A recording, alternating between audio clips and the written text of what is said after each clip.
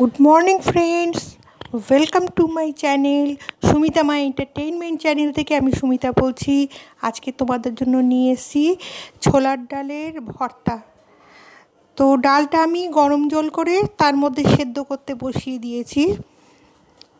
আর ডালটা যতক্ষণে সেদ্ধ হচ্ছে তার মধ্যে আমি কিছু ইনগ্রেডিয়েন্টস আমি দেব, সেটা আমি বলে দিচ্ছি। তার মধ্যে লবণ আমি আগে দিয়েছি, তার মধ্যে দেবো একটুখানি গোটা জিরে, এখন দিয়ে দিলাম।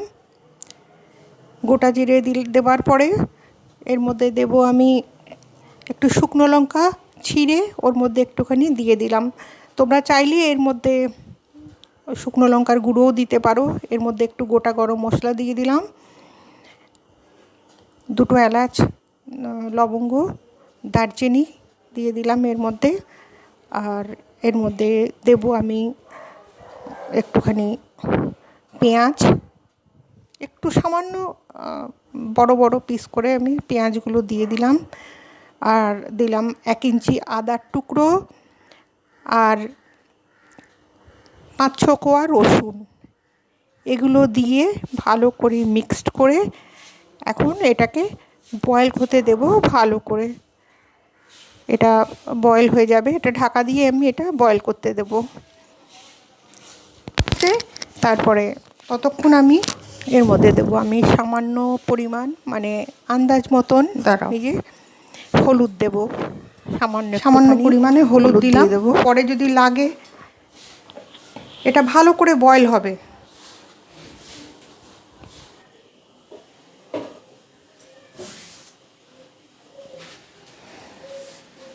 আর অল্প পরিমাণে লবণ দিয়ে দিলাম।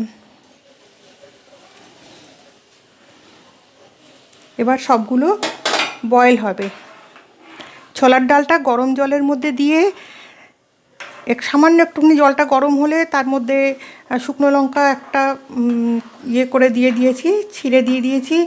আর পেঁয়াজ দিয়েছি, রসুন দিয়েছি, আদা দিয়েছি, সবই মানে কুচি কুচি করে কেটে দিয়েছি। আর গোটা গরম মশলা দিয়েছি, লবণ দিয়েছি, হলুদ দিয়েছি। এটা এখন সেদ্ধতে বসাচ্ছি।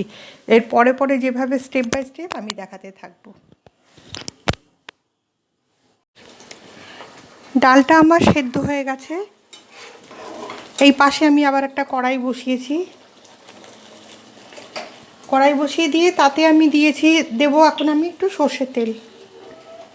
ওটা তো আমি সেদ্ধ করেছিলাম শুধু জল দিয়ে, ফোড়নটা দেওয়া হয়নি। অল্প করে সর্ষের তেল দিয়ে দিলাম। আগে আমি এর মধ্যে দুটো শুকনো লঙ্কা ভেজে তুলে নেব আগে।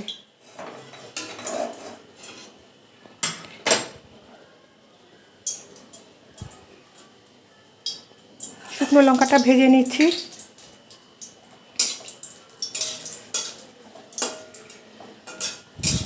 শুকনো লঙ্কাটা ভাজা হয়ে গেলে পরে তারপরে আমি এর মধ্যে একটু কাঁচা পেঁয়াজ দেব। কাঁচা পেঁয়াজ দিয়ে, কেন ফোড়নের যে জিরে ফোড়নটা সেটা আমি ওর মধ্যেই দিয়ে দিয়েছিলাম সেদ্ধ করার সময় ডালে।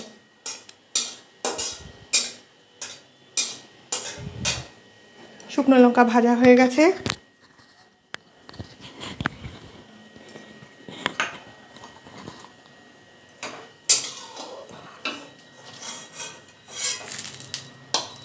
এটা আমি এর মধ্যে একটুখানি কাঁচা পেঁয়াজ এবার দিয়ে দেব।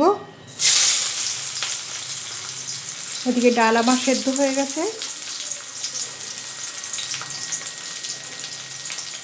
পেঁয়াজটা ভাজবো। পেঁয়াজটা ভাজা হয়ে গেলে পরে তার মধ্যে একটুখানি দুটো কাঁচা লঙ্কা দেব আর একটা ছোট ছোট টুকরো করে কেটে রাখা, দেখিয়ে দিচ্ছি, টমেটো দেব। ছোট করে একখানা টুকরো করে রাখা টমেটো দেব। পেঁয়াজটা এখন ভেজে নিচ্ছি।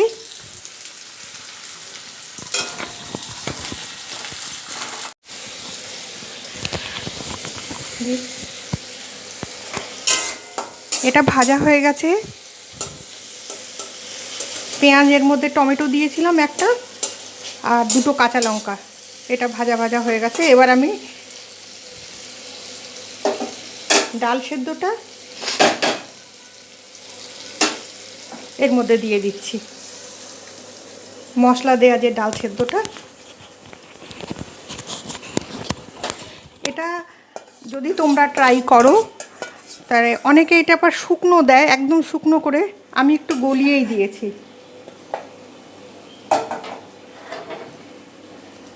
এবার হাই ফ্লেমে এটাকে একদম শুকিয়ে নেব আমি। লবণ, হলুদ, লঙ্কা যেটুকু দেওয়ার সব কিছু দেয়াই আছে এর মধ্যে। এটা শুকনো হয়ে গেলে আরেকটু শুকনো করব। একদম বেশি শুকনো হয়ে গেলে আবার খেতে অসুবিধা হবে, কেননা একটু ঝোলা ঝোলা আমি রাখছি।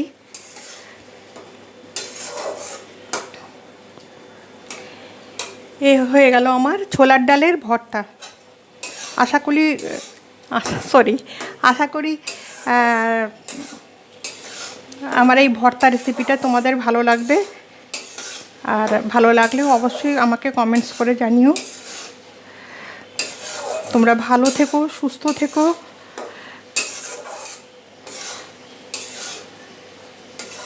এই শুভকামনা জানিয়ে এবার আমার রেসিপিটা আমি শেষ করলাম। আর কালকে আবার অন্য কোনো রেসিপি নিয়ে তোমাদের সামনে এসে হাজির হব।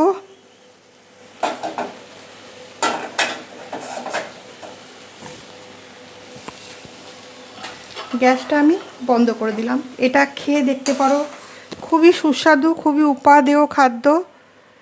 এটা রুটি, লুচি, পরোটা বা ভাত দিয়ে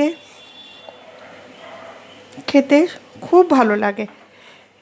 আমি ধনেপাতা দিইনি, তবে তোমরা যদি চাও তাহলে ধনেপাতা দিয়ে একটুখানি খেয়ে দেখতে পারো। অবশ্যই করে জানাবে যে কেমন হলো ছোলার ডালের ভর্তা। তাহলে বন্ধুরা, এখন আমি আসি। টাটা।